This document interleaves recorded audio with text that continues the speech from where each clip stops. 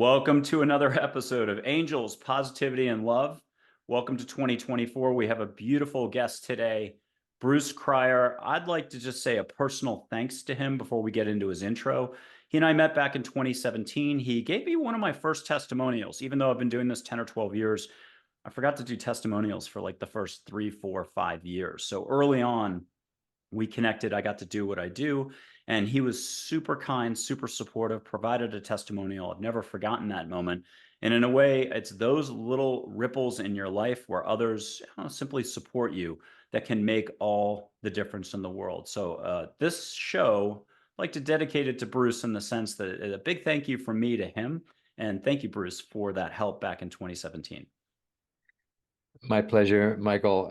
I had no idea that interaction, the series of interactions, and my testimonial for you had made such an impact. But I'm thrilled to hear that.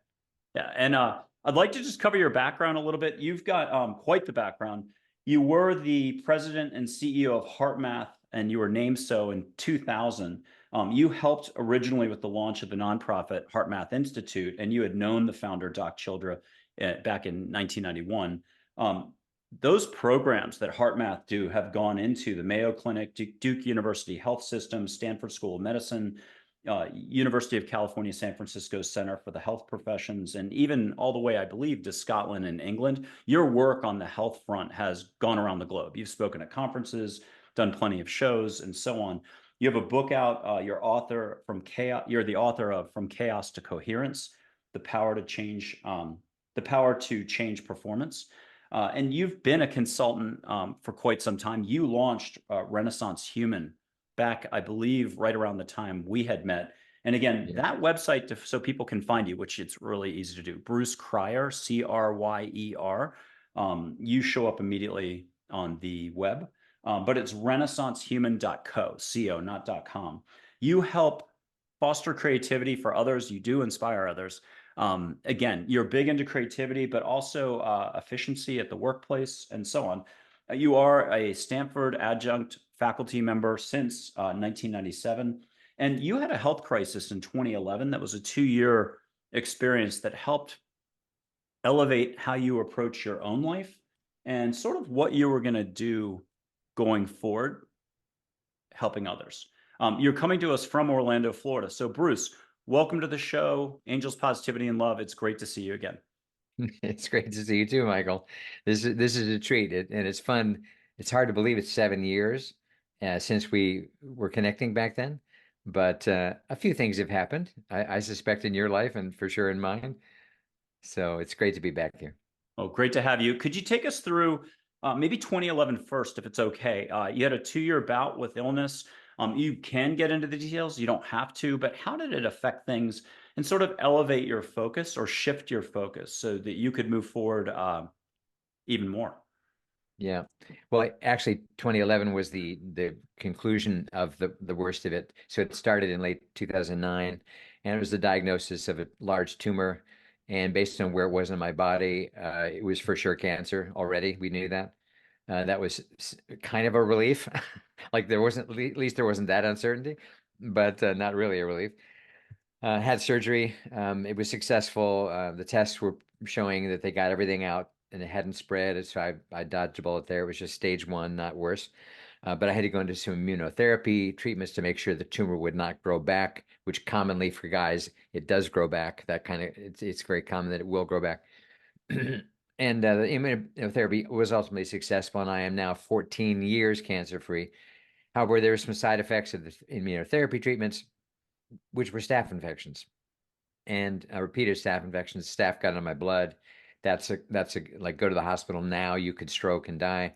I obviously didn't. I'm 13 and a half years staph infection free, but it was pretty gnarly, and I had to do an IV drip for 6 weeks, 6 hours a day to try to kill the bacteria that was in me, the staph that was in me, and finally got through that. But meanwhile, my body was kind of struggling to deal with all of this. And I'd been diagnosed some years earlier, 8 or 9 years earlier, I think, with arthritis in both hips, partly because of a scoliosis that I just learned I had when I was around 14, 15. And over years, although I was very athletic and I was a dancer for a while, professional dancer, professional singer, actor, I ran on roads for too many years and for too many miles. And little by little, my hips bore the brunt of that constant pounding. And because of my scoliosis, I was imbalanced. So one side got it worse than the other. So it ultimately manifested as arthritic hips and a lot of pain and injuries that would not heal. I was re-injuring in strange ways, old injuries. Like one time, I was sitting in a chair for a meeting, and I was just sitting in a chair for a meeting, and I got up from the chair, and wow, that psoas muscle feels like I've pulled it, and I had been sitting in a chair, but I had done that like 30 years earlier, and suddenly it's there again. So all this was happening, and finally, once the staff issues were taken care of, they needed to wait quite a while before I even considered going into another major surgery because staph is quite serious, and they're especially worried about staph with things like hip surgeries, it turns out. So I had to kind of wait and wait. Finally, I was prompted to go, and it was actually right after the passing of my mother, which happened in March of 2011. So by May and August, I had had both hips done, but it was all during this time that there was a lot of reflection time. I mean, I was still working crazily. I was still traveling about 100,000 miles a year during that entire period, but I was down so much because I was preparing for the next treatment, or I was waiting for the next procedure, or I just had a procedure. The immunotherapy was no walk in the park. It wasn't like chemo, but it still had its effects. So I was, in a very different mode a lot, and it's a lot of reflection was happening. And little by little, as time went on, and as that felt like, okay, dude, you are gonna make it. That's not a question anymore. You've gotten through the worst of it, which was the cancer and the staph infection. Now you got these new hips you got to have put in, but you got this cheerleader from an orthopedic doctor, and he's awesome, and he's like giving you so much confidence that okay, there is a future, and it's bright, and it involves you walking cancer free. So okay, I think I can go with that. And so it was during that time, it was actually between cancer surgeries that I came to the very, very difficult decision that I would step down as CEO of HeartMath. And that was really a tough one. It was really tough. I had spent so much energy, so much time, so much love, everything for more than 20 years to help build those organizations and to lead the LLC side for 11 years, as you mentioned. And that was a big one. But I also felt like there was something that was trying to be born in me or reborn in me. I didn't know what it was. I didn't have a strategy. People would say, well, what do you plan to do next? Heal was my answer. Heal. I clearly need to heal. There's like quite a few things. And did I mention my marriage was also ending during this time? So, people would laugh at me and say, "Did you like do an inverted bucket list?" Apparently that was my soul's idea, was to get it out of the way while I was still young and healthy, and then the rest of the time could be better. But anyway, that's what that period was like. But then in the aftermath of that, and this is I think gets to your question with my long answer, was things started to reemerge, desires from old. I was a singer in New York City in a long running show and a number of shows. The desire to sing came back in late 2011 while singing Christmas carols at the Kennedy Center in Washington, D.C. And people around me in a hall of 2,000 people singing together, people could hear me enough to compliment me. And I'd be like, how could you hear me? I cannot hear me. How can you hear me enough to say, wow, you have an amazing voice? Like, what? So that evening awakened in me a voice which said, your singing voice needs to be heard in the world again. And I had a very, very quick, like, okay, I think I can do that. And what also occurred to me moments later was, and I know just the person that can help me, and it was a dear friend of mine who'd been my college roommate, a brilliant composer, brilliant performer, very wise, humble, beautiful man. Humble, not so much sometimes, but incredible guy named Gary Malkin. And Gary and I began working together. He basically was my coach to kind of get me back in the performing game, in the singing game. And he even challenged me to just try dancing again, even though now I had two titanium hips. And I wanted to slap him like, dude, you're proposing a 2 hour improv dance class. Which part of double hip replacement did you miss? Like, what's going on? And I swallowed my pride and decided it was a good thing to try. And it was the best thing I could have possibly done because by moving freely as I had loved to do in the old days when I was performing a lot, the chance to just move freely and realize your body can do this again, man. You got titanium hips now. Actually, you don't need to worry about it. Just it's how much more in shape do you want to get to really do it versus because you can do it now. It's not like you can't do it. But now to really enjoy it, you want to get into more shape so you can do that and not, burn a muscle in the same moment. So that came back, and Gary and I were now performing, and we were doing what we called keynote performances, based around the theme of what we called "What Makes Your Heart Sing." Hmm. So we would talk mostly to healthcare audiences originally, trying to help them re-inspire themselves. Why did you get into healthcare in the first place? Not for the hours, the money, or the fame. So why did you do it? Because you care. You genuinely care at a level most other people don't know how to do. You care, but it's hard because healthcare is crazy and complex and very unhuman a lot of the time. So we would get them singing. We would sing ourselves. We would get them singing, and they would be like, "Wow, that was the best part of the healthcare conference was Bruce and Gary getting us singing, getting us dancing, and helping us remember why we're doing this in the first place because it's so easy to forget in the middle of the day." And that was before COVID. That was in the 2010s before, I mean, stress was bad enough in healthcare back then. Nurses were leaving in hordes back then, way before COVID. So, but that part of my life was very surprising that it was coming back. It was thrilling because after a few months of singing, I realized, dude, your voice is still strong. It's again how good you want to be. You got a lot of options here, so just go for it. I hired a voice teacher and I got serious back into it. And a few years after that, I think right around the time you and I were meeting originally, I had just been asked to co-create an album of original songs, which I said yes to these two amazing young, they're not quite as young now, singers, songwriter, producers named Isaac and Torald Koren. They're brothers, the brothers Koren, they're called, and they're my co-creators on the album, which we released in 2018 called Renaissance Human. And that term had occurred to me one day after a lot of people would refer to me as a Renaissance man, because people who only knew me from HeartMath or being a kind of a wellness guy didn't know that I'd been a singer. Or if they knew, it was like, oh, you were once, you probably weren't that good or you would have kept doing it. I'd say a lot of people have that attitude. It's interesting to see how people perceive somebody who was an actor a long time ago but hasn't done it for a long time. Oh, I'm sure we'll enjoy it. Kind of Yeah. like we're not expectations are not very high. And then I had the fun of being able to sing at a very high level and they'd be like, "Whoa, dude, you rock the house. Damn. Why did you quit?" I said, "Well, it wasn't all I wanted to do in life. The plan was not to just do that. But now I'm getting the joy of it's come back. I never thought I would come back." So that's been an incredible process over the last well, really 13 years, but 7 years since the album project started and the awakening of that. I had never even wanted to write a song, let alone hire guys at a decent amount of money to produce a bunch and actually record and release and do the whole thing. That had not ever been a dream. And then we're doing the launch concert in New York City. And at the end of the concert, I said to the audience, we had like 75 people, maybe. Nice intimate group, a lot of family, friends. Like, we can't believe you're in New York launching this album. And I said, thank you all for helping me realize a dream that I never knew I had. Lovely. Gary Malkin is a really big name, big composer, big, musician, whatever you want to call him. And so college roommate, wow. Can you tell us the show that was that long running show? One of them, was it off Broadway, Broadway in New York? Was it the West Coast? Where was that?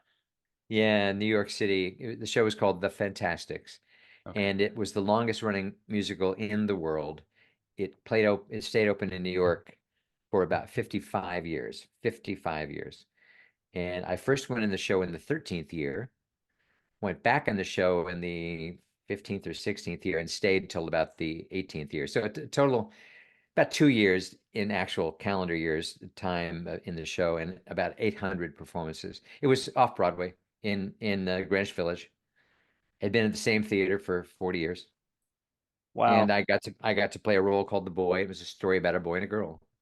And it was a love story, and they lived next door, and they were madly in love, and their parents were trying to keep them apart by building a wall in between and doing everything they could to keep them apart. So the kids kept rebelling. So I'm the poet, romantic, in love with the girl, and I'm going to do everything I can to get with her and be with her. And the girl is like magical and whimsical and delighted by this charming poet that lived next door, me. And so we're sneaking off all the time. Unbeknownst to us, the fathers had been plotting to get us together by telling us that we couldn't be together and knowing we would rebel.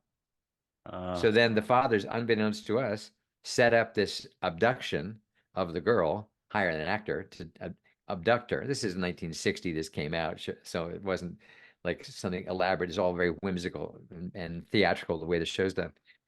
This actor comes in trying to steal her away, and I don't know what's going on except I'm protecting my girl, and I fight off the guy and win the girl, and now the fathers can bless the union because, well, it's not the girl now. So very clever show. It stayed open for tens of thousands of performances because it's so charming. The music is so memorable and sweet, and I think about the final song of that show. And every time I even think about it, as I start to talk about it, I could feel myself choking up again. Now, I have been singing that show, that song, for 51 years now. And just the thought of that moment in the show when the boy has won the girl at the end of the first act, and the fathers are blessing you, and everybody's happy, and we're in a tableau now, yay! And then the second act starts, and now it's like it's getting hot in here, and they're getting grumpy, and the boy is thinking, well, I did that. That was pretty cool. I won the girl. What's next? There's a world out there. So he starts to imagine going somewhere else and winning the world. Meanwhile, she's pissed off about that. Meanwhile, she realized that guy that tried to abduct me, he was pretty handsome. And she gets disappointed because she discovers he was just acting. He wasn't really interested in her. it's like He the gets ending of The Graduate a little bit on the bus. Yeah, yeah. Meanwhile, the boy goes off, and it does not go as planned, and you don't know all of what happened, but he clearly had a rough time. He's been beaten and humiliated and the whole bit. And they come back together at the end, and they sing the song together. It's beautiful, Oh. beautiful duet called "They Were You," and it was basically a story of all these things that I was chasing. They were you, and it's hauntingly beautiful as music. Now everybody's going on Google. They Were You, the Fantasticks. Yeah. But as emotionally, it's like just an unforgettable moment in theater where it's what you wanted to happen. I mean, it's like, oh, thank God they're back together. Yes, this is so good. Well, So I was in New York for 4 years in the 80s, so 84 to 88, halfway through Andover, Middlebury. But then after college, I said over my dead body, I'd move back to New York. Never say never in life, audience, because that's the first place I ended up. 2 years Wall Street and public relations since, so like 1992 to 2010. So another 18 years or so. What I wanted to ask is, as an actor, as a singer, dancer, performer, we had earlier on like episode, I'm going to make it up, like episode 2 or episode 5 at the beginning of the show back in January or February of 2023, we had a Berlin Opera House ballerina, world-class professional. You cannot join that outfit unless you're tops. She was originally East German. That says all you need to know about her training. But mm, she shared how she'd go on stage before the State Opera House had filled up. A couple hours before the performance, there's just a few work crew around. She'd lie on stage and look up. Beautiful to hear her talk about this. She wasn't quite at a place in her life where she could be as connected as she was with angels, spirituality, the universe, the world, and her own inner flows. She was a little too tough for herself, she said. But she'd see movement and she was cool with that. She'd know everything was going to be okay in the performance. And I wanted to ask you first, I only ask this every third or fourth show. Do angels exist, Bruce? Do angels exist? yes, Okay. yes, for sure. For And then, sure. I yeah, think it may what? have been it may have been after we met in 2017, but I had a challenging relationship at one point, and a friend of mine who I'd met in the Bay Area, I was living in right near San Francisco at the time. She did clearings, like energetic clearings, and she'd come in and add essential oils or whatever her intuitive wisdom was telling her for the space. And along the way, she said, "Oh, you got three angels living here." I said, "Of course I do." Okay. and like two of them were in the living room or something, and one was in the bedroom, and I absolutely felt that, and have in other ways in my life as well. But absolutely, they exist. Yeah, and a quick tangent again for the audience. I love movie references. So Wim Hof, Wings of Desire, that black and white film, you'll see them kind of walking around in society. That's if you're open, you can see them in real life. They show up in human form. You pinch them, they can pinch you back. But Bruce, where along the way did you have a crystal clear either sign, you felt something, you needed an uplift, it was between performances. This could have been, the 80s, the 90s sometime. Can you give us a couple examples where it just couldn't have been random serendipity, which probably there's no such thing? What were a couple moments that were either uplifting, you physically saw maybe light, or you felt a hand, or just something? Everyone has different stories. I'm assuming you could share at least a couple moments of inspiration. Yeah. Well, the first one I kind of alluded to already, but it was so profound. So I was invited by my brother and sister-in-law to, I was going to DC to see them. This was, I had just stepped down as CEO. It had been announced like 1 month earlier. I was now traveling a bit, seeing relatives in Florida, going up to DC to see them. They invited me to go to this Christmas Carol sing-along concert at the Kennedy Center. And my first kind of cynical response was, no, I think I've sung enough Christmas carols. I don't need to now do it with 2,000 church choir singers. And then the other part of me was like, dude, you're in a new phase of your life. Who knows? Just go. Just go. Your brother and sister-in-law, you love them. Why just go? So I went, and I was quite excited just being in the presence of brilliant musicians, the chamber orchestra on stage, the professional choirs on stage, whatever about the church choir people in the audience, just to be in the presence of these remarkable musicians was wow.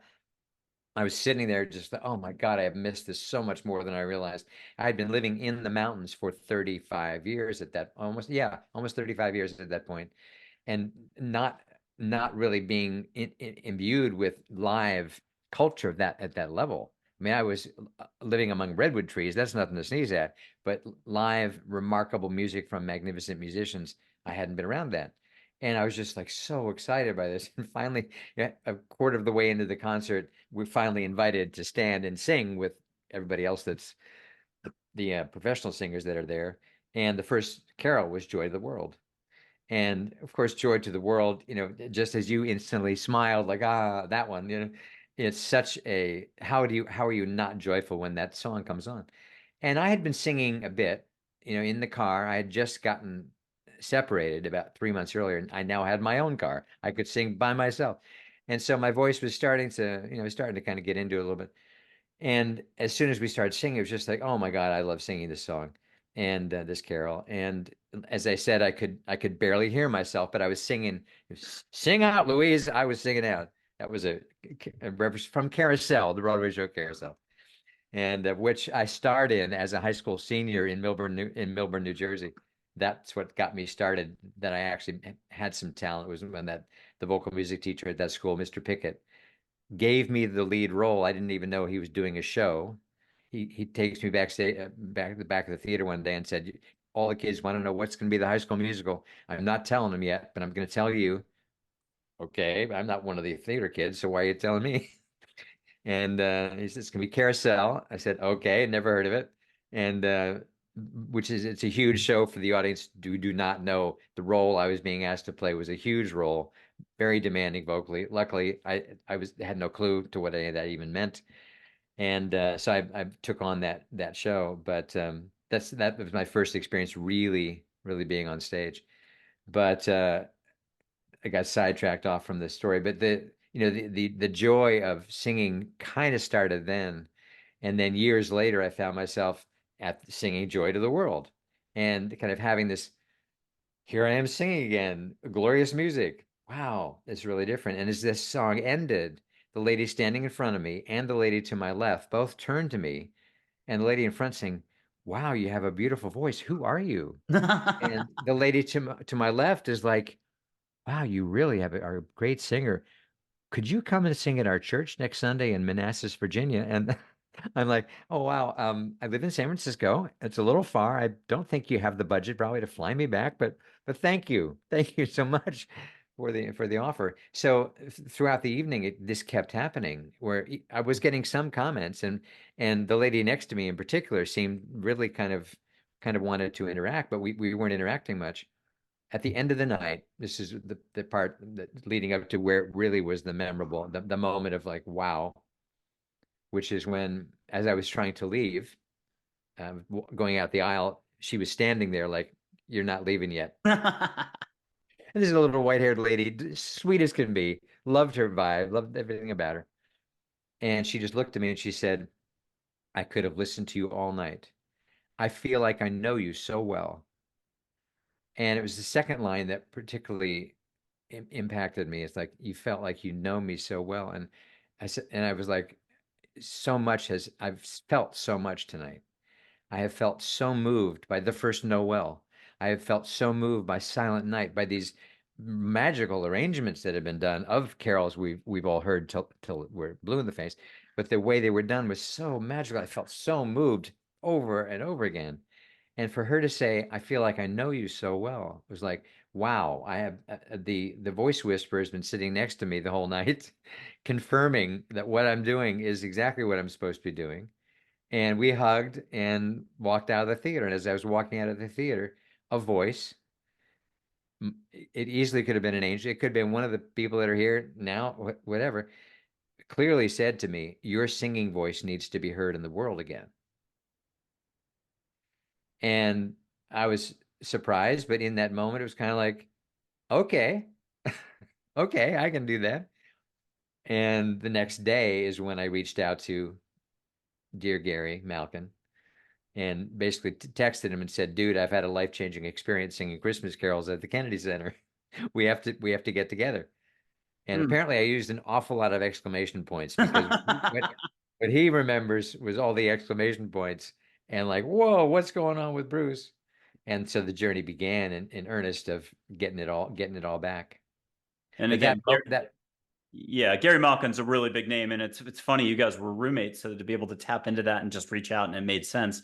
Also, think of it this way: humans, we tend to be shut tight like oysters half the time, and that's all of us. It's even some of the big name best-selling authors. We're human. It's called thinking. It's doing this. It's not being here. We forget to remember.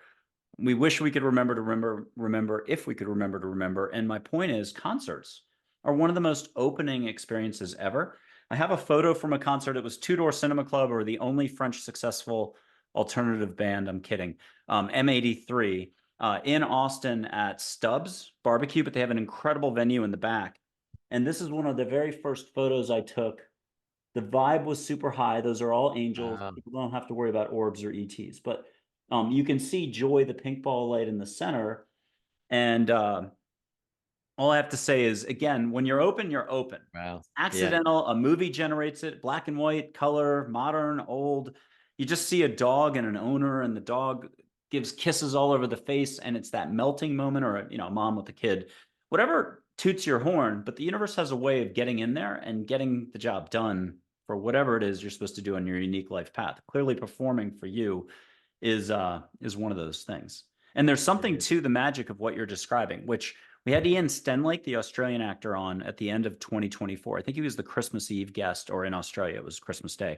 But he did Sea Patrol. You can see it on Amazon. But he does tons of musicals, performer, singer, I assume dancing too. But stage is its own world and its own vibe. And he currently is in the Australian production of Elvis. I think it's like a Musical Revolution is the full name.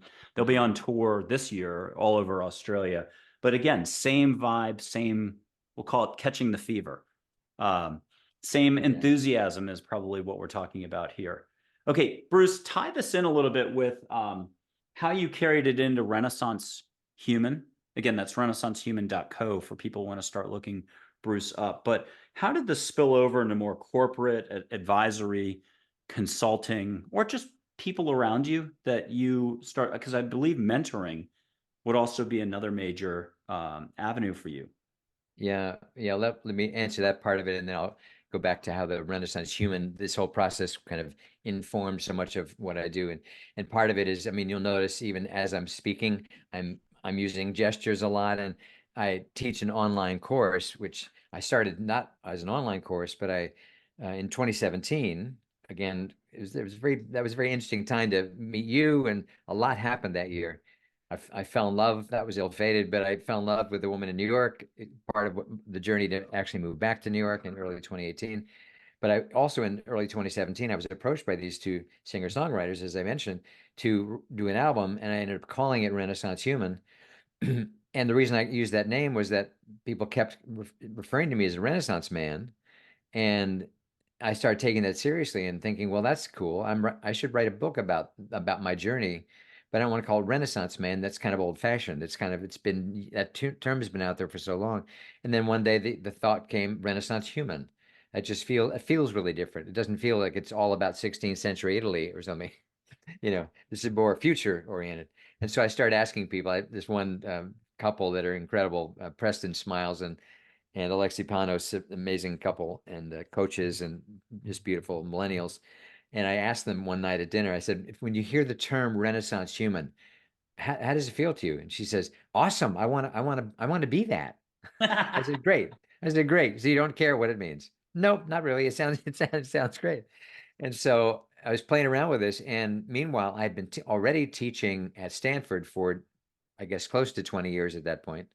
Yeah, it was about almost exactly 20 years. And so I was talking with the client there. It happened to be the employee wellness program of all of Stanford, and they offered programs to the community as well. And I'd been teaching in that program for 10 or 12 years, something like that.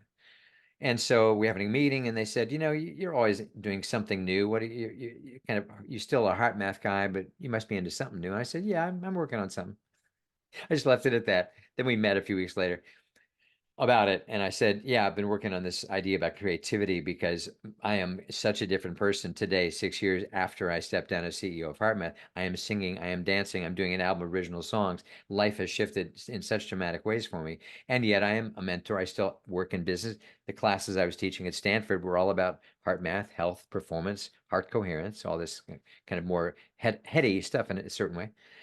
And but they were intrigued by this idea of creativity for well-being, and they commissioned me to create a course, and they fast-tracked it.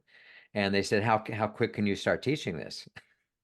And I didn't come with an outline of a course. I just had the theme that I have gotten my mojo back creatively, and I can talk about what I did, and I can create experiences because I am dancing again, I'm singing again, I'm doing photography with my freaking iPhone. I've got all kinds of ways I can help people engage their creativity again. So literally 4 months later, I was teaching the course, and I've been teaching it ever since at Stanford, but it's my course, so I teach it online, etc. So the Renaissance human concept, which is basically not it comes out of my belief that all human beings, all are innately creative, because encoded into our DNA is the power to create another life. So the energy of creation is embedded in who we are. I mean, whether you are ever a part of a childbirth isn't the point. It's that you are imbued with the energy of creation, and that's not reserved for poets, artists, dancers, singers, writers. Our culture makes a mistake. We call those people the creatives. Oh, really? What about the single mom, 3 kids, working a job as a nurse and a nighttime job, and she gets her act together enough to raise those kids and have them love life and be grateful to her? Is that not an incredible act of creativity ongoing for years? The guy who takes a very challenging call on customer service of somebody super important and turns that around so the customer feels like, wow, you really did a great job. You handled my concern, and now I love you guys. Is that not an act of creation? And so, and I'll even say to people, so like right now, Michael, you and I, we know each other, so it's not like we're totally unfamiliar at all. Instant rapport when we first met years ago. But I'm quite sure you're not working from a script, and I'm damn sure I'm not working from a script. In other words, we are creating as we go. So each moment, each thought, each word each of us expresses is an act of creation. So I'm trying to say, hey guys, it ain't just people like me that have had public creative things. Don't think I'm more creative just because I got some public things that I do. I'm grateful that I have that, believe me. However, the biggest creative challenges in my life do not revolve around singing and dancing and poetry. It's about how to make a great life and how to continue to adapt as I age, as life gets weirder and weirder on planet Earth? How do you keep being creative and never stop that flow of creativity that's meant to guide and infuse and transform your life all throughout your life? So that's what it's kind of morphed into. So a lot of times, business wise, people approach me because they know I've gone through a number of major career changes, life change. I've allowed myself to try something really different. They haven't all worked, and so people are drawn to me because, wow, you've been through it, but you're still looking pretty damn good. And oh, by the way, I turned 70 a month ago. Wow. So a couple years ago, I had my biological age tested, not intentionally. I was with some guys that were biohackers, and they pop up the screen. They just run my heart rate variability measure, and it came. I was 67 at the time, and it came back biological age 36. I said, "Okay, you just made my year. 36, and I'm 67." Blame all that running and the dancing. Yeah, and I said, "Have you ever?" That's a big gap. That's a really positive gap. I said, and the guy who had tested hundreds of people, he said, "I've never seen anything more than 20 before. So you're 31 years younger in your body than your their age." So my point being, people are intrigued by. I've learned some stuff. I've gone through a lot of phases of life, and I'm open to all the new phases that could possibly unfold. Because the way I look at it, and why I love the name Renaissance human to describe this, is that Renaissance means rebirth, birth again. And I thought, well, humans, I think, are pretty unique as a species. We get to keep birthing new parts of ourselves throughout our life, or rebirthing them. I was already a well-respected professional singer and dancer and actor, and put it aside for decades and got to do it again. And like, what a gift was that? That was a rebirth. Other people, they kind of never did something much, and now 20 years later, they're writing again. They've published their first novel at 50, and they're all these, and it's not just creative skills, but it's talents that we may have in any area that we have the ability to give birth to at any phase of our life. And science is validating that your brain doesn't really shut down. 80 and 90-year-olds are growing new brain cells. We know this now. So it doesn't, it's not just a decline. And so your creative skills are going to decline and your creative energy is going to decline. Well, yes, it will if you believe that it's just going to decline. Yes, that would happen, but it doesn't have to. And I'm trying to be kind of the Johnny Appleseed of, guess what, guys? It doesn't have to stop. You can turn it back on. If it's been dormant, if it's been switched off, I get it. So was mine. A lot of mine was too, but it doesn't have to be that way. So people wanting to kind of redefine their career, and because I've been in business a lot, like running companies several times and running a university, even a small university, I understand things about management and strategy and things that aren't just about the creative spirit of life. So I like to kind of blend it all together. And how do you create a great life? It's certainly not just about your career, Mm. and it's not just about your spiritual practice either. And each of us has our own gifts. I mean, you have a tremendous gift to give, a gift of giving. I mean, you have a lot to give others, and you love the giving that you get to do. And I feel very similarly. It's like to get to love people and express that in all kinds of ways. I'm so grateful every day. Like, thank you that I get to love like this. Okay. So, and I turned 56 in February. Um, and I think this is actually, the show should be right around there when it comes out, I believe. I've got to check. But I've been running for 41 years, 42 years since I was 14 at Andover. And that I will attribute to a lot of just, good flows of energy and stuff like that. Or maybe I was naturally that way. Who knows? I wanted to go back to your illness, let's say the 2009 to 2011 period. What did you have to let go of that you are comfortable sharing out loud on the personality trait side, or how you approach daily living back then, or how seriously you took this self seriously stuff, the self-important stuff, because corporate's corporate or work is work. And, we can get so focused that it's the forest from the trees. I think you've covered this in a way, but can you talk to us about what you had to let go of and then what you adopted for practices, whether it's daily, we'll call it mindfulness or something, just a more open approach to you. How do you describe all that? and how you either give thanks on a regular basis or you go forward in, again, a much more open way. And you've seen that it works, whether, again, at the corporate level, individuals, performances, having fun, interacting with people unexpectedly and expectedly. Can you talk to us about what that was about as a transition, building a new foundation on top of an already beautiful existing foundation? Uh, what was sort of the alchemy of it all? It's a big question. In terms of what did I have to let go of, I had been in a culture, a community, which was the HeartMath community for 20 years. And one of the original members at the very beginning and in the leadership from the beginning. And then CEO. So I was very central at the heart of a lot of what happened there. And there was a tremendous amount of structure in the overall lifestyle. I mean, there were morning things I needed to do every day and pretty disciplined that I needed to have. I had the ability to decide what that was, but there was a certain expectation of things that you would do in the mornings to get yourself ready, and a lot of nighttime activities, a tremendous amount of nighttime activities. So there was very little free time. There was a tremendous amount of structure. And in stepping away from all of that, I was stepping away from a lot of structure. And part of me was just like, I just need to breathe right now. I just, for a while.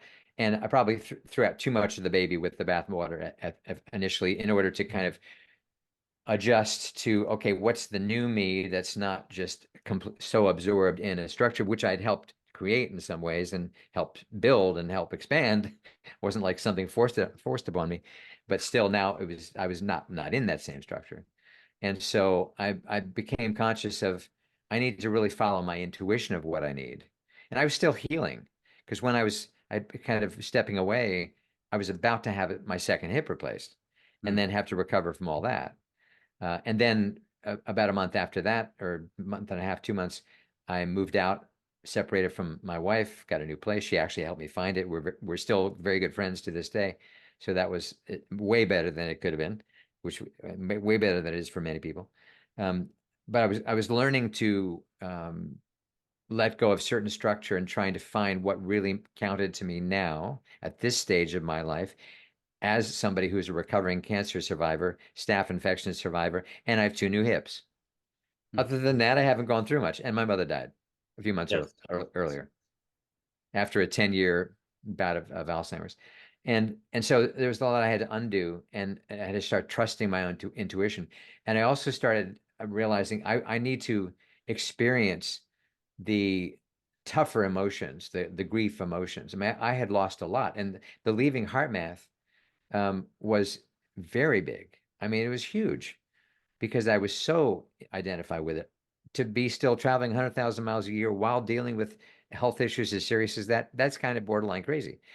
But it was because I was so into the work. And I did get satisfaction from, the groups, the corporate groups or the healthcare groups that I would get to work with or speak to or whatever. There was fulfillment. But a lot of it for me was realizing I've got to just allow myself to grieve. There are things that I grieving I have to allow. There's kind of multiple levels of grief all going on at the same time. And at the same time, there's this rebirth happening. And I'm dancing again. And thanks to Gary, I'm singing again. And we're getting ready for a performance for Kaiser a few months later, and like there's a lot of excitement and new going on. At the same time, I was kept being aware of, wow, your mom really is not coming back. I would feel moments of grief while dancing and be grateful that I was dancing at a level that I was able to experience and release grief that was in me. So it was a time for um, honoring my body at a whole nother level, honoring my heart's deepest knowings that I wasn't always listening to, honoring the process that I needed to have to allow myself to grieve appropriately without wallowing and without just becoming. I mean, there was a lot that went on there, right? And I could have become a basket case. I mean, that was an option. I chose not to go that route. And it ties into even in recent years, I think, in terms of there was a period when I was in the relationship in New York, which was very, very challenging, when I started surrendering more to God and to wisdom than I ever had. And I allowed myself to really feel God. which wasn't so much part of the heart math culture. It wasn't anti-God, but that wasn't expressed. But I found myself wanting to experience that, wanting to explore that, wanting to express that. And often it was through tears, often it was through letting go of despair, of grief, of why is this happening, of I had to learn to let go and more and kind of accepting the presence of God, the intelligence, the love of God as a living thing in me. And so there's this transition that started happening back 4 or 5 years ago of recognizing God and I are the same thing. God is not out there. He's not up there, but yes, he's out there and up there, but he's in here, especially in my the way I experience life. And so the acceptance of that and going into that um, every day in multiple times a day, to keep trying to anchor that experience was a huge shift for me. Not huge, probably, but big enough. And at the same time, I've been ever more conscious of the need, especially in these such chaotic times, to keep letting go, to keep ever more consistently. This morning, I mean, there's a process I teach called the sigh of relief, which is this marvelous breath practice where you actually the way you breathe is as a sigh of relief, and you begin to embody what the sigh of relief even means as a technique. And I started doing it a couple of years ago, thanks to this guy Sage Rader, who is my colleague and created a really cool system called neuroacrobatics. I've been teaching this concept because it really targets where we're still holding on to things. You'll say to yourself, well, "I'm over that one." Oh, really? Let's see if you really don't still have a pocket of somewhere in there where you're holding on. And and it's not just because, oh, I got to get every last little thing, but those little things are what are holding us back, right? And so to me, there's been a kind of ongoing process initiated somehow crazily during all the health stuff of letting go. And then it's just deeper and deeper levels. And as you would know, as a highly sensitive person, that process doesn't stop because as sensitive people, you can't help but feel deeply what people close to you feel, what people in Gaza feel, what people in Israel feel in you name it. And so there's a constant need to let go. Otherwise, we become so burdened by all that we can feel. And so the letting go is kind of ongoing, but it's like, oh, I have to let go? Great. Because I know I always feel better when I do. So for me, letting go was a scary concept early on because I'm a Cancer. I like to hang on to things. I'm so loyal. I'm loyal to the end, to way past the end. I'll hang on to the bitter end. And So but exhale like a whale from rigidity into resilience and rebirth or renaissance. And I did want to read, you were saying something that really resonated with the whole letting go and letting go of details, and don't stop letting go. It really doesn't matter what you let go of. Keep letting go. I've got a little passage. This is written by angels. It's a little book from 2014. I raised the price finally to $7.99 from $4.99. I kept checking with angels if people believe in angels. You just have to get to here. Allow, ask, and receive is about as complex as it gets. Could be your voice coming back to you for the first few seconds. What do you think's happening in the middle of your golf tournament when you hear whack it, let's do it, hole in one on this hole? If your Aunt Martha came in or an angel, you would shank the ball and it would ruin your tournament. So half your intuition, trust it a little more. This is it. Being is believing in all. You do not need to be like anyone else. Be you. Smile more, think less. Do not permit others to dictate your well being. Own your own being in life. Love more and allow more. You can be happy now in this very moment without a single reason. Again, this is why it's not about words or concepts, which often are just another form of egoic thinking. Always keep releasing so as not to allow walls to be rebuilt. Ego in parentheses. What's released exactly is never that important. Those are mere details. Keep releasing. And I felt like that's what you were saying is yeah, keep releasing. Learn the skill of releasing so you can be back here and you'll have a broader perspective no matter what's going on. Love is love. The rest are details. And where do you want to put yourself? very simple and beautiful. Good. Awesome.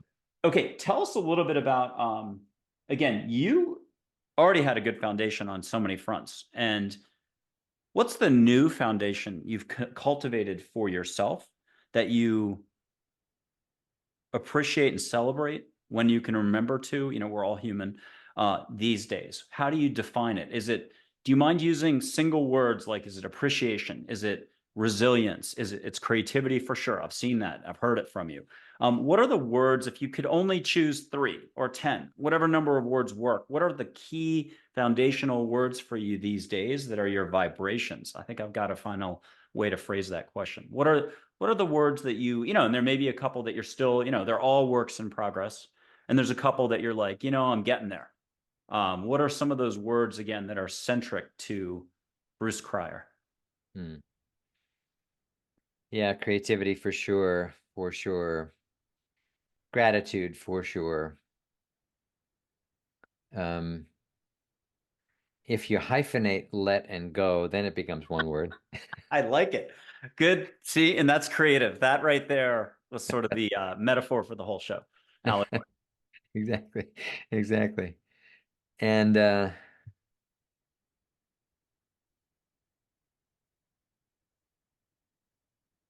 you hyphenate inner and peace, that's another good one. I mean, for me, it's I want to feel fully alive.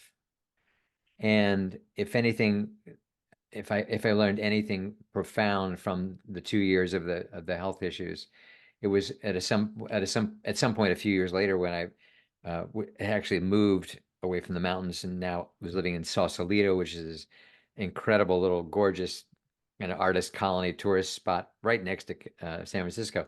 Magical, incredible views. And I could not believe the sunrise every day. It was like I would walk out on my balcony and some just remarkably, I mean, rich colors of pink and red and purple, and I would step out on the balcony and say, seriously, like this is the 7th in a row. That's just like completely. But if you're not up at that hour, you don't know. So like if you'd gotten up an hour later, it's a foggy day. And I thought, God, I feel like I'm in on a secret. There's all like almost every day, almost everywhere, they're incredible sunrise. You just got to get up early enough and be in a good enough place to see them. But the joy of being alive, it's like that. What hit me was that I felt like I was more alive than ever, and I want to feel fully alive. That doesn't necessarily just mean passionate all the time. It means so aware. Hmm. And so the word alive for me is ripe with a lot of meaning. To be really alive. I mean, another Broadway reference, Company, Being Alive. You Oh, remember that song from Company? It's this yes. powerful guy singing about basically not being alive, and then it just grows and grows. Being alive, it just grows, and I've performed it with Gary Malkin a number of times. We've sung it together. It's very powerful. But that's kind a song like that is kind of what I'm talking about. But it's embracing all of who I am. And I know you want me to give single words. So alive, that was one. That's good. And yeah, those are ones that are all very meaningful. And um, you mentioned vibrations earlier, and I have a theme I haven't done a lot with yet at all, which is vibrato. And in music, vibrato is a way you allow the voice to have and with a violin, with many instruments, you can create a wave. So it's not just a flat note. And that's vibrato, to create vibration, to create a wave when it wouldn't otherwise exist. And I spell it differently, Vybrato, as a theme of how to raise our vibration. Hmm. And so vibrato, I think I'm glad you're asking me this question because I want to dive deeper into that. I have a logo already. I've got ideas, but I haven't really turned it into much yet. And but vibrato, like what's your vibrato? How you doing? What's It your vibe? sounds like a program or not a seminar necessarily, but it sounds like an offering that people in the future through you can tap into. That's what it sounds like to me. So, okay, today you've still got a corporate hat on, consulting, advising, doing your thing. You pay the bills this way. What can you share with us today? Uh, how you're interacting with companies, executives, and so on. What would you like to share? And just a reminder of where things have gone to in your career. Absolutely.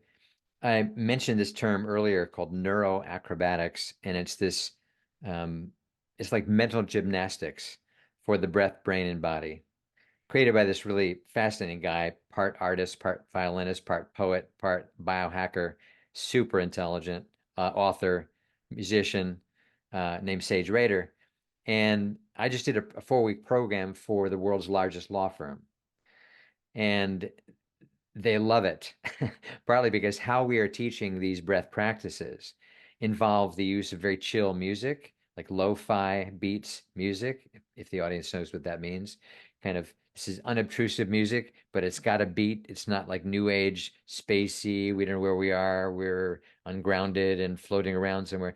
It's always got a bit of a beat, not because you want to get up and dance, but just to kind of keep an energy moving, not just floaty. And so the music's a huge part of it, but the techniques, this sigh of relief concept is part of what we teach. It's life changing for people. Mm. And the way we do it, it's very refreshing because in the series I did recently, the first class, it was 4 classes on Zoom. The first class was 45 minutes. That was the long class because there was a little more to talk about because it was going to be 4 weeks, a series. Second, third, and fourth classes were each 30. I think the last one was like 28 minutes, meaning this is not a big time commitment. This is not like, oh my God, I got to attend a 4 hour personal development course. I just did a session earlier today with a real estate agent, a broker from New York, and she's publisher about wellness, luxury, and real estate and whatnot. She's a fascinating lady. And she was so energized after it was not quite 40 minutes. She said, are you sure that's all it was? Her eyes were closed most of the time. I was playing these different tracks that are all very cool. I love facilitating a program like this because it's fun. But it's not all funny and it's not that kind. I mean, I'll be lighthearted from time to time as I'm talking, but the way we use the music, it doesn't feel like you're in a workshop. It feels like, so where am I exactly? It feels like kind of like Buddha bar or I'm in a lounge or something. And I'm learning how to breathe in ways that I've never thought of before or never because it's not just breathing. I mean, there's a science to what we're doing, but we're not heavy on the science at all. It's much more about the felt experience, the felt sensation. We want people to feel what we're doing, and so the music is a fantastic enhancer of that. So I'm having fun with kind of introducing that to people that have been in my network for years that in the corporate world. As I say, having a client, a very happy client, be basically the world's most successful law firm is not a bad place to start. And so, if we can get through to those people, if this is relevant to people like that do high end, high stakes law for a living, and this is useful for them, something's working. Mm. So I'm spending time on that, and I keep working on this stuff around heart coherence. People like Dr. Joe Dispenza are using that term more and more. Greg Braden using that term more and more. That's become a thing, it's kind of a life of its own, even though HeartMath created that term, and I spent, as you know, 20 years there. But it's a whole field. I'm teaching a course about that now with a company called Gaia Healers here in Florida. And so, everything I do is related to health and wellness and being holistic. And part of my life too is I still love things where I know there's rigor to it, where I know people have really done their homework. I mean, I had the good fortune of performing with incredibly talented people in my life. You don't just get there, by taking a class. It's like a tremendous amount of discipline to be able to sing or dance or play a violin or anything at a high level where people are in awe of your talent. That doesn't just happen. And the amount of rigor required to pull that off and sustain it is worthy of admiration by all of us. So I gravitate to things like that. And when it comes to health and wellness, I've always been a very holistically oriented guy. It just made sense. Like, well, how can food not affect you? Your environment, your relationship, how can it not affect? Of course it does. We all kind of know this. We just don't want to believe it because then we have to be responsible for all those choices. But it always made sense to me. But I always also wanted to know, so tell me what your evidence is of what this method is. I know you're enthusiastic about it. I know you've had one person with an incredible experience, but it may only be one, or maybe it's 10. But please don't make claims for something that doesn't have some kind of evidence. If you're saying this could heal you in some way, if you're just giving advice, that's a whole nother story. But if you're saying no, you need to buy this product because it will do this to you. Okay, so tell me what your evidence is. So I have a bit of what's the canary in the coal mine or something with holistic people, because I'll be a little bit, well, why do you care about the evidence? Because you're in the position of advising people about something life threatening potentially or life challenging. You got to be ethical here. You can't be telling people that this is going to do X, Y, and Z if there's not some kind of actual evidence for that, because then that's just not responsible. So anyhow, that's my little soapbox, because I love that world. It's my world. I mean, people look at how I eat, how I live my life. It's like, wow, you're like, have you lived in California your entire life? No, but it feels that way Yeah. because I'm very influenced by that. And at the same time, I've got enough of the New York. Okay, so show me the data.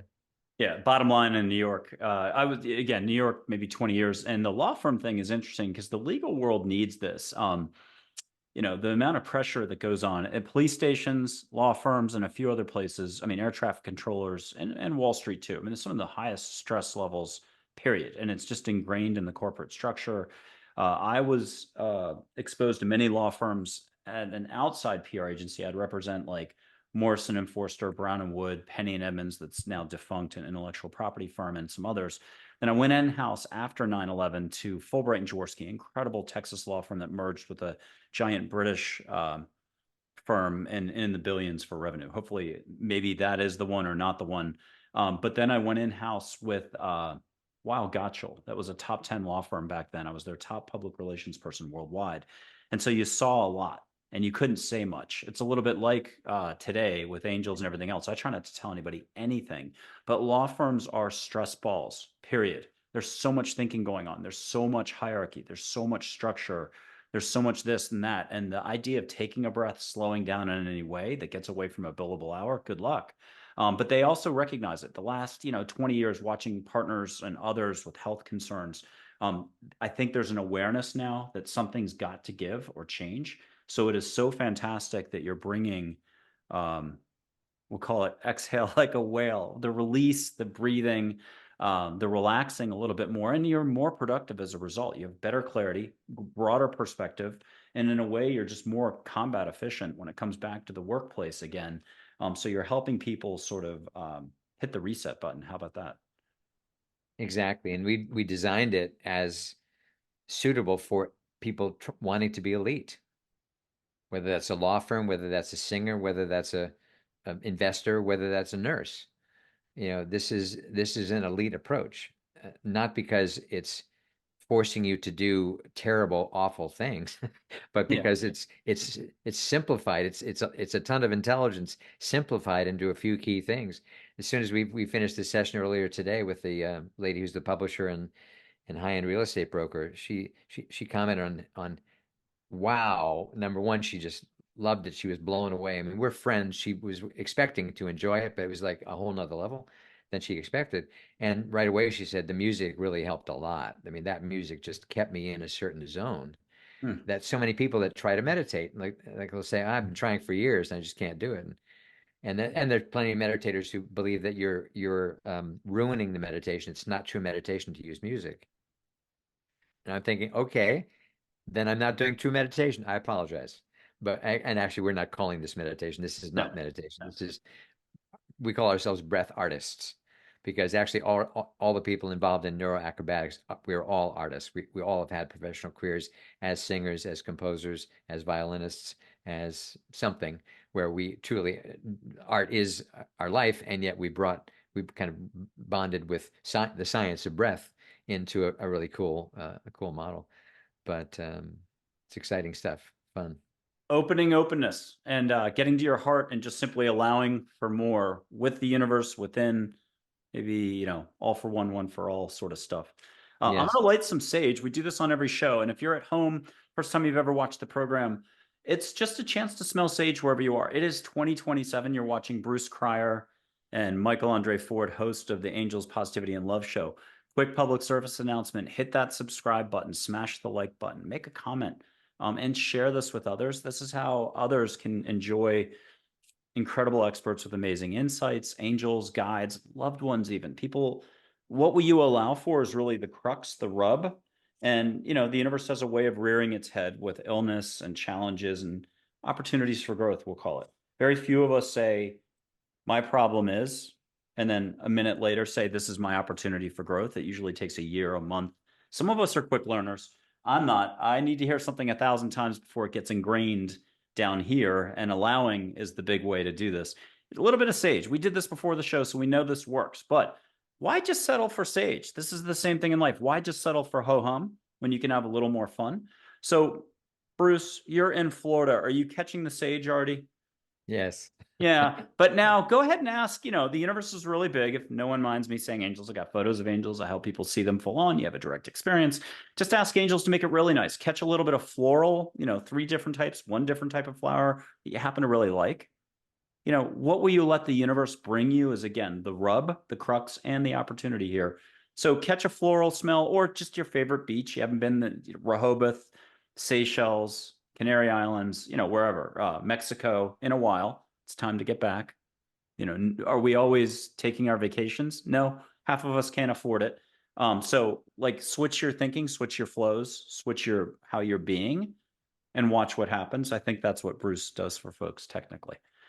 Okay, so catch some sage, but catch a little floral or beach smell. Are you getting anything extra, Bruce, that you can share out loud? Some jasmine and some it's the Hawaiian, Oh, hibiscus or but no, avapuhi see is complex the terms. it's the name. But It's a flower. It's a flower, and you can't not smell it when you're in Maui. uh, It's very prominent, and I think all across Hawaii actually. But it's a very sweet, not overly sweet, but a beautiful sweet fragrance that I can't help but think of Maui. That's a whole nother show about my 72-hour transcendental experience in Maui. Oh, hey, will you share that? I was just in Maui a year ago. Show host was super kind to take us out there. Now, 3 days in Wailea, then we went up to Kaanapali, and I dropped 2 hours. We check in to the place that's being provided, incredible views. I did service for the host and her friend, but I was a little bit being carried around, and also I must have caught COVID somewhere along the way. I dropped 2 hours later, and the rest of the trip was like, thank God for a magical doctor. Angel said I'd meet somebody incredible. It was my doctor and Paxlovid. Whether however you feel about the whole COVID thing, there's a moment Yeah, where you got to just roll with what you're told. I heard take it, get it done, and it saved yeah, my tush. So yeah.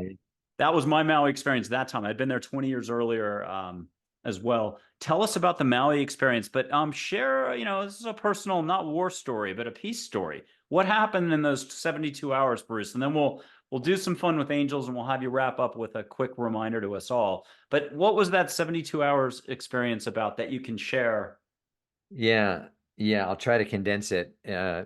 So I'm at a leadership event, a leadership group I was part of that was celebrating its fifth year reunion in Wailea at the Fairmont in Maui, and it was a lovely event.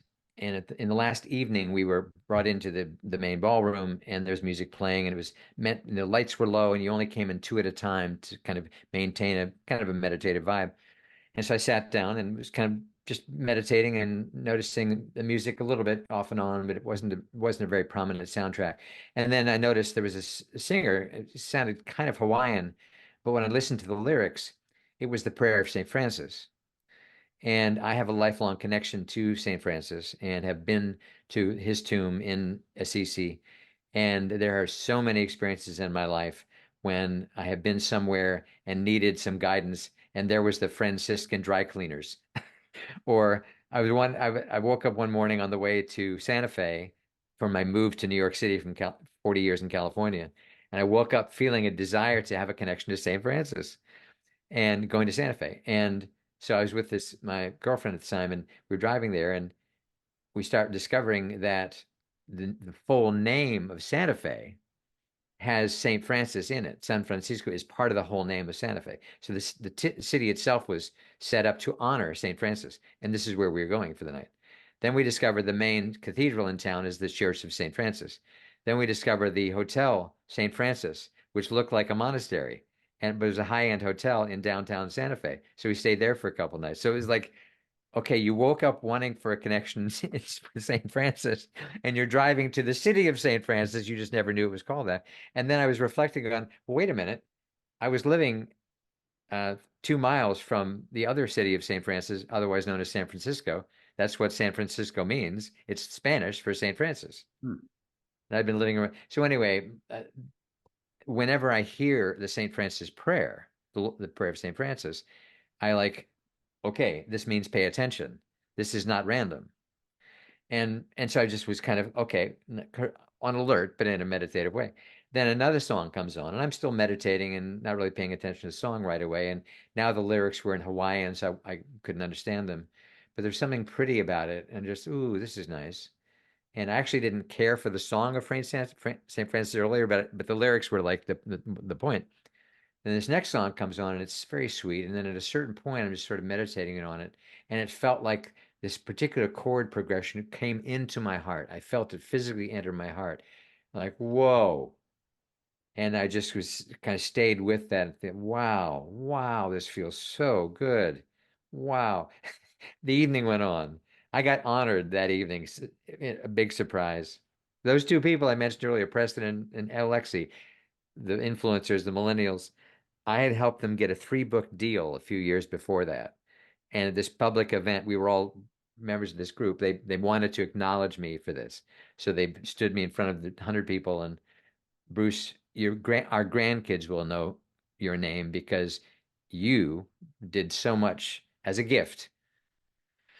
So it was quite a lovely night. But at the end of the night, it was like, what was that song? That song, like when I hear a song that affects me that much, I have to have it. There's just I have to. I will listen to it for weeks if I have to. I have to have it.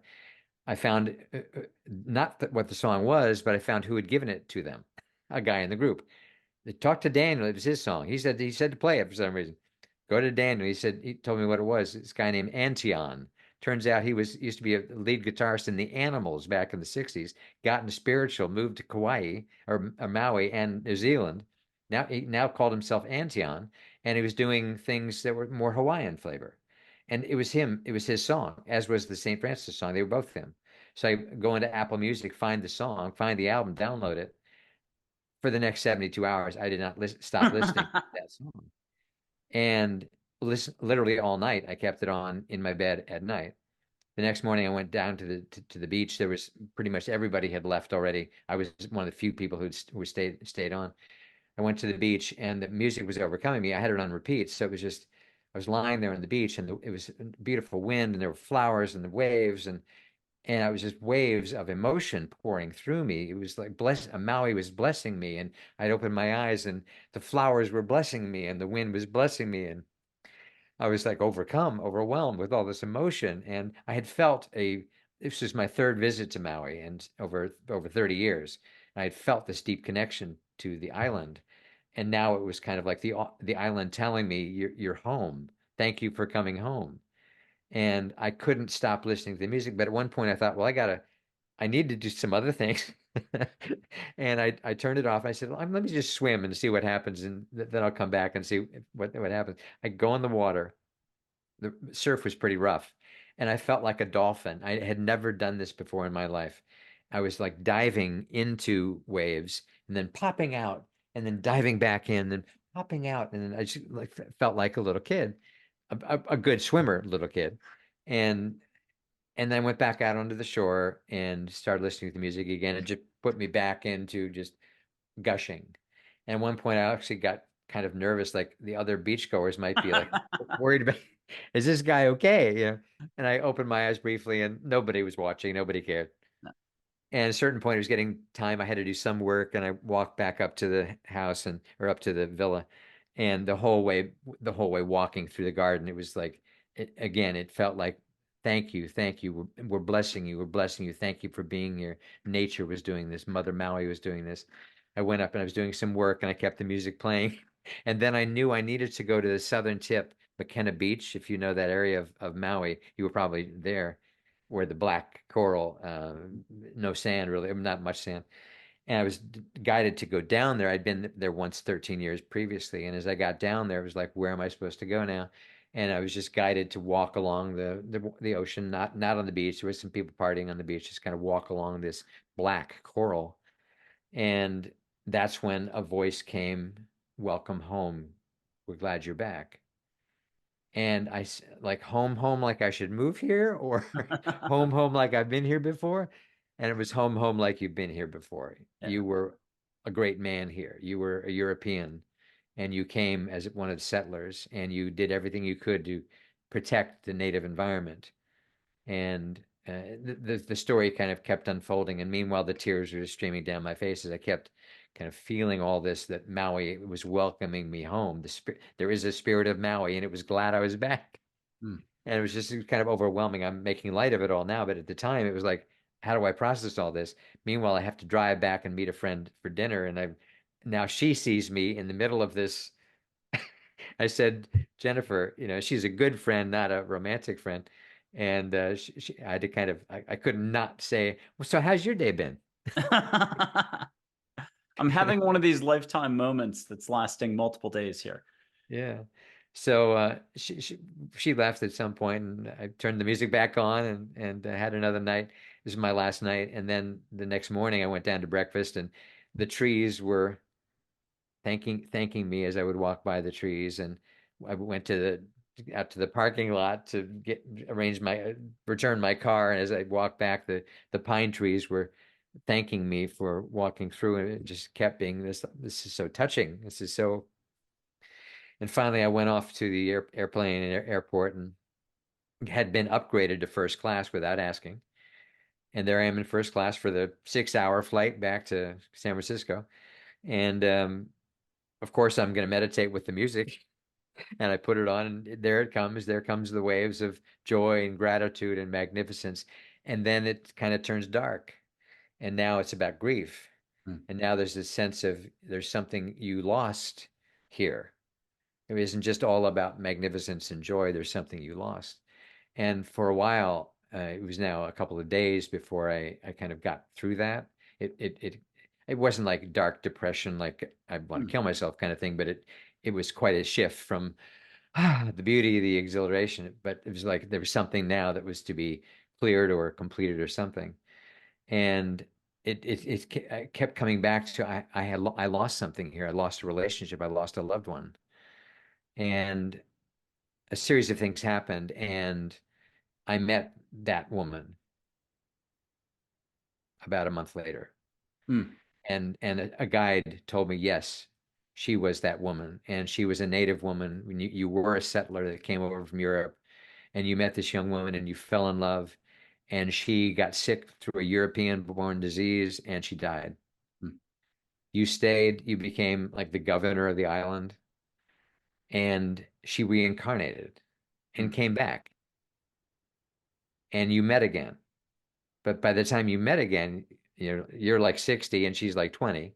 Yep. And to a European who's a governor or something significant, it's like, well, that's not gonna, Yeah. it's like it's just a little too stretching the norms or whatever.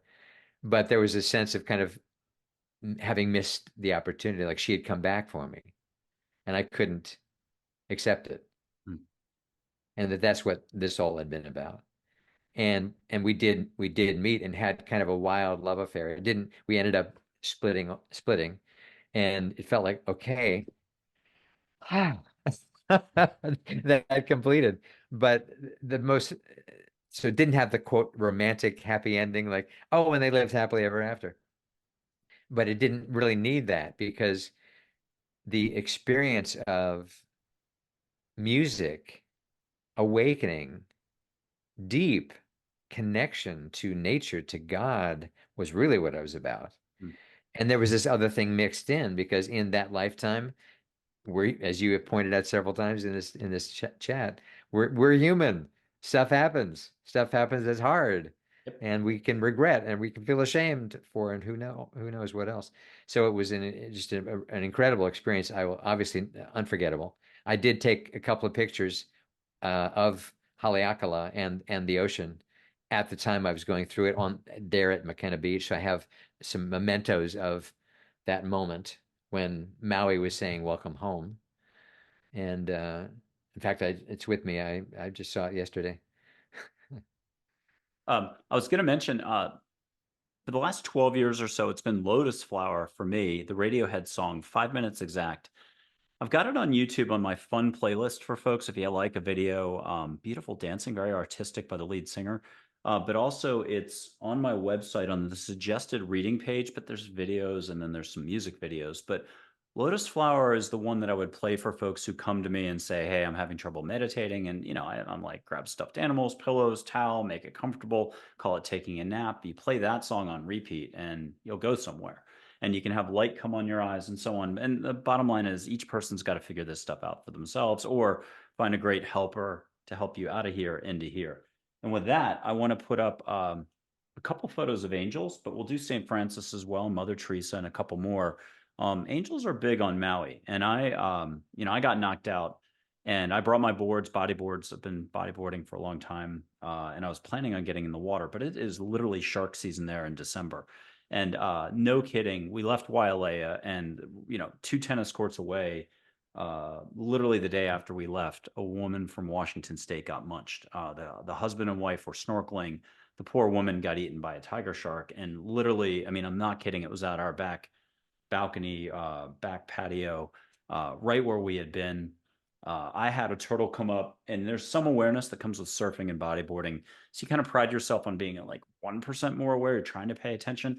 I remember I'm snorkeling and I look over and the turtle is there.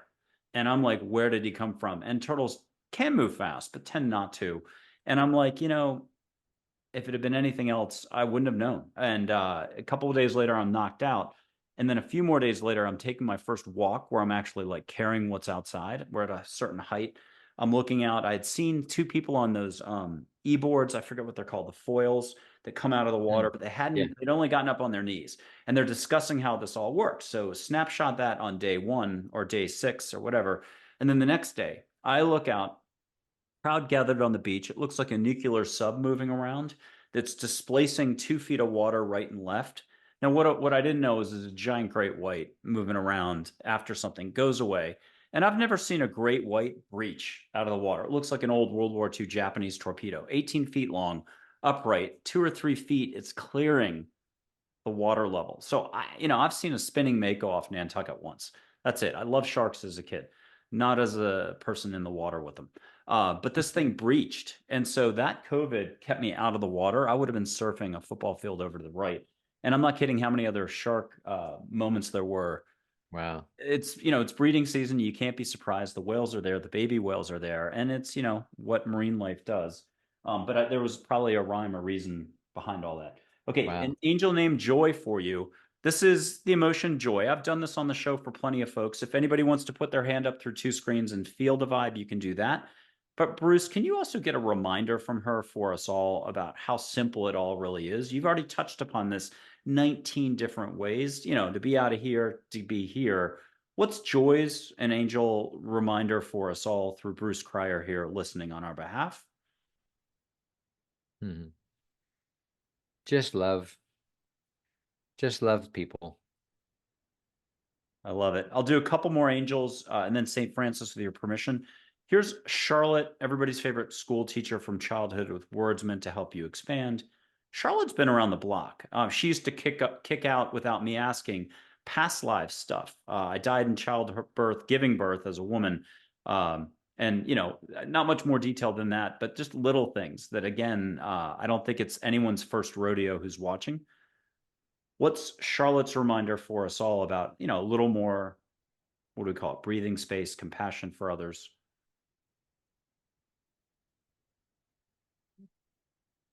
Bless the children and bless each other. And then speaking of Hawaii, a little bit of Hawaiian spirituality inner, only complex name out of 175 figures. Min is the good enough. Although Uwala is a Polynesian morning glory flowers, sweet potato vine, so sustenance, but also Ua and La in Hawaiian. Ua and La, one is rain, one is sun, I think, or the other way around. Rainbow. So her name is Water Rainbow. Min is Lakota Sioux, like Minnesota. Water. So it's Water Morning Glory, Water Rainbow. Just call her, Min. But here's Mhm. her. And if anybody wants to catch the scent of the ocean, it could be, let's do Maui, Kanapali, or Wailea. Wailea is absolutely fantabulous. And if anyone needs extra help, breathe a little extra, ask for it from your angels, and maybe close your eyes. Americans, we love closing our eyes to do this. Receive, receive, receive. Catch what you can catch. And if you want to get one more reminder, even hear the rustle of the palm fronds, you're like in an Old Spice men's deodorant commercial on the beach with a white stallion in the background. But now, hear the ocean waves. I'll blow through the microphone. Catch the full 3D, 5D, 6D effect, and catch a little sea mist on your nose. It's really angels bringing you light. And what do you have for us? First of all, did you get a good touch of Maui in the air? Yes, yes. Not to like leave you crying on a beach the rest of the day, even though you're in Orlando, you No, have I'm to good. travel. I'm good. I'm Yeah. good. And what's Min's reminder? She's light waves of energy in the water. She's my guardian angel. I'm not kidding you. People will look into a community fountain in the middle of landlocked Texas and see her standing in the fountain. No limits is no limits. That's what I try to remind people. What are you getting for sort of an oceany, watery effect that, again, almost creativity is the fluidity of water in a way? What are you getting from her as a reminder to us all? Let life flow. Nice. I'll do St. Francis next, but a quick one with Mother Teresa. She's unconditional love spirit guide, reconciled for anyone who has a problem with Mother Teresa, but a lot of people are big fans. She's love, love, love, and she'll remind you if you judge people, you have no time to love them. What a great reminder or mantra for us all. And she has a great sense of humor and a great sparkle. What are you getting from Mother T? A laugh as she says, "Stop judging, silly human." Okay, and now St. Francis. Now I'm using kind of a cliche, what do you call it, painting, drawing, but so be it. Um, Let him do his thing and catch what you can catch. And again, a reminder from St. Francis to us all. What would that be, Bruce?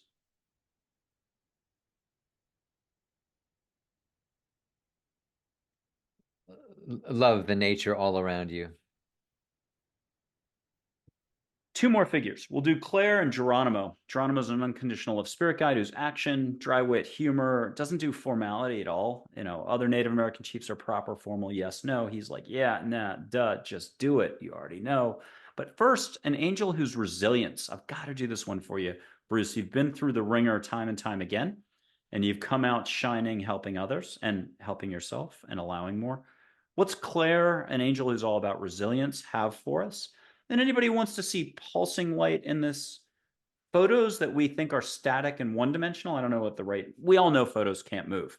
Well, what will you allow for, and why don't we get out of what we know and structure in society and just ask for more, allow more in this very moment, which is all there is. Let her shift, move, blink, flash, little sparkle. If you want to catch glitter in the air to the left and right of your eyes, anyone who's loosey goosey out there and automatically in your heart creative, and you're like, oh yeah, no problem, I got this. Let her do her thing. Catch purple flecks of light around you in the like you've got a daughter who's doing an art project, but a fan caught it. And now you've got glitter in the air all around you. You're going to be vacuuming for a while. Except this, with angel light, you don't have to vacuum. Bruce, catch what you can catch some advice or reminder to us for us all. Yeah. What are you getting from Claire? See clearly inside. Beautiful. Okay, I promised Geronimo. I will deliver Geronimo. Uh, Everyone at home, tee up a question. All you have to do is allow for the whisper to come in. What do you think half of your intuition, your advice has been this whole time? The good advice, not the one to jump into the Jag with the friends and go 130 miles an hour 15 minutes later and you got a ticket or arrested. Okay, here's Geronimo, old hand here at giving advice. He's been around the block. Catch a sacred smell in the air. It might be tobacco, sweetgrass, juniper, sage. Could be something sacred from Hawaii. He's close buds with angels. He can do luau's in Hawaii. What are you getting from Geronimo as a reminder for us all?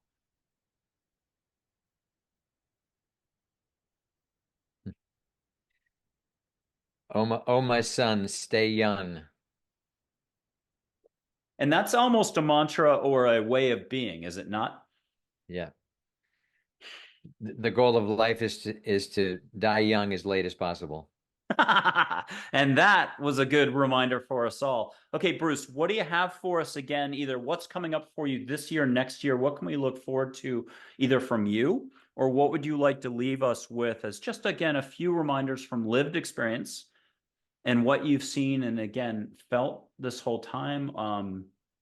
Just how would you like to wrap up the show?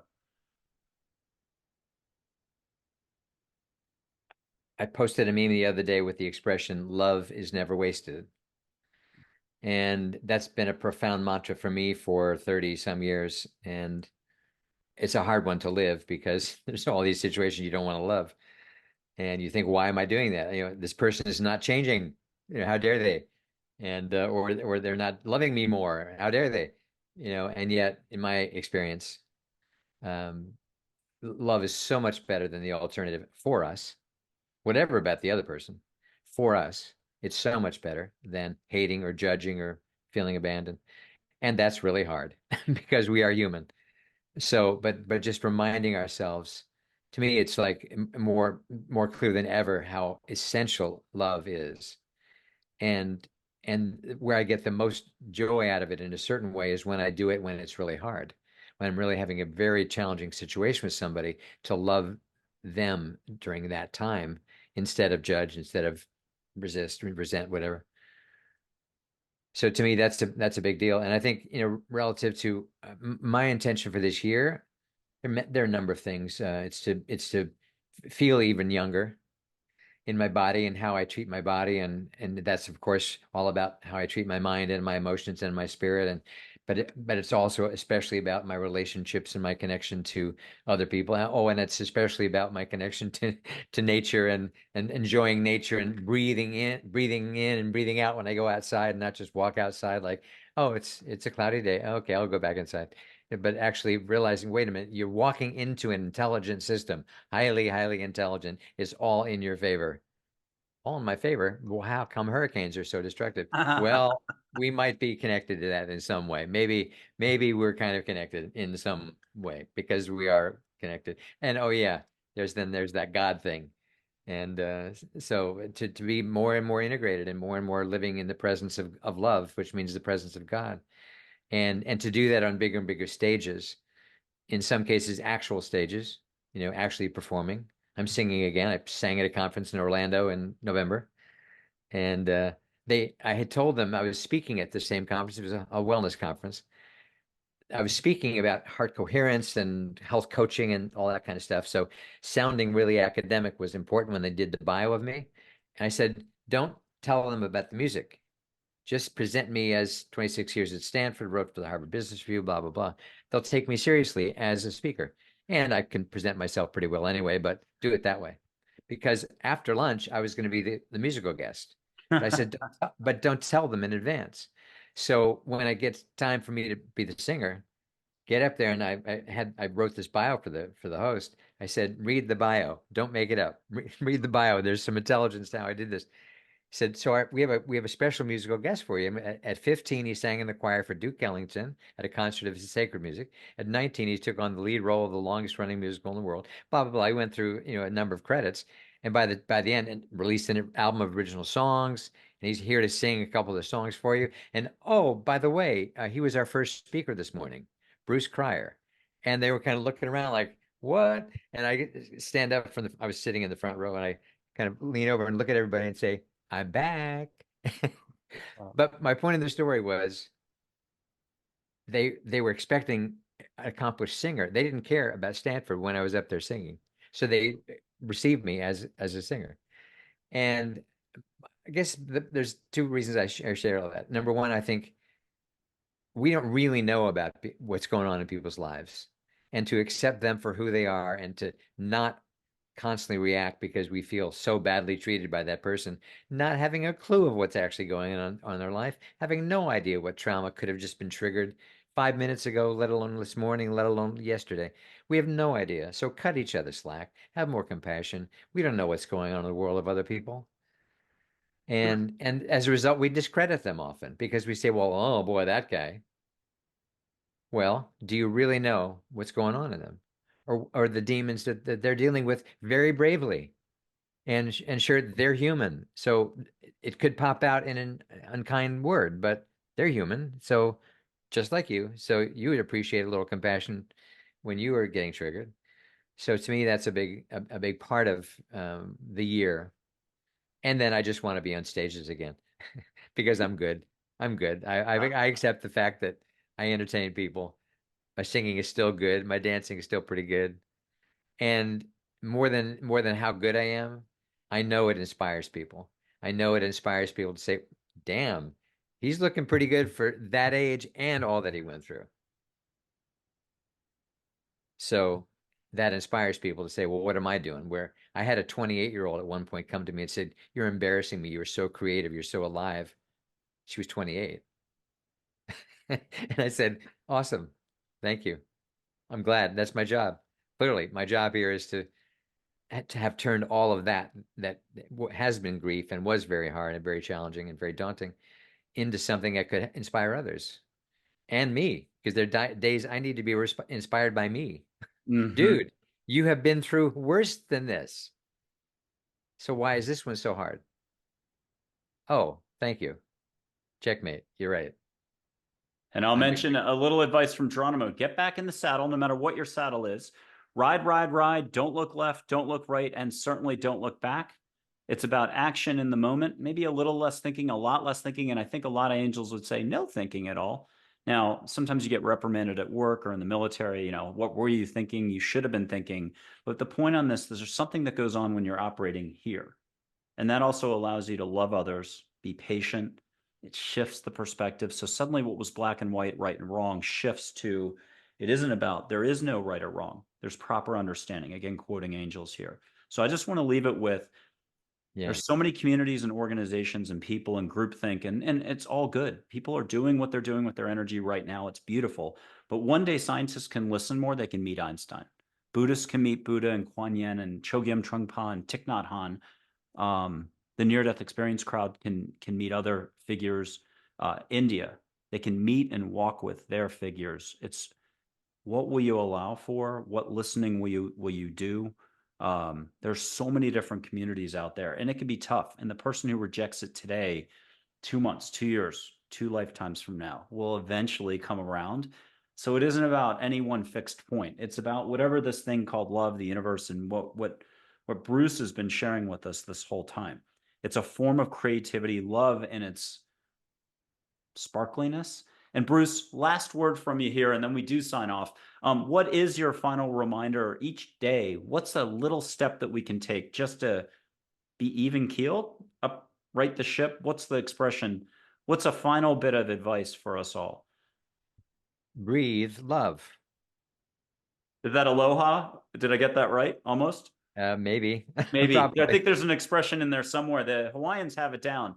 You're breathing in and out that force that's love. Yes. Exactly. Exactly. We got to breathe anyway.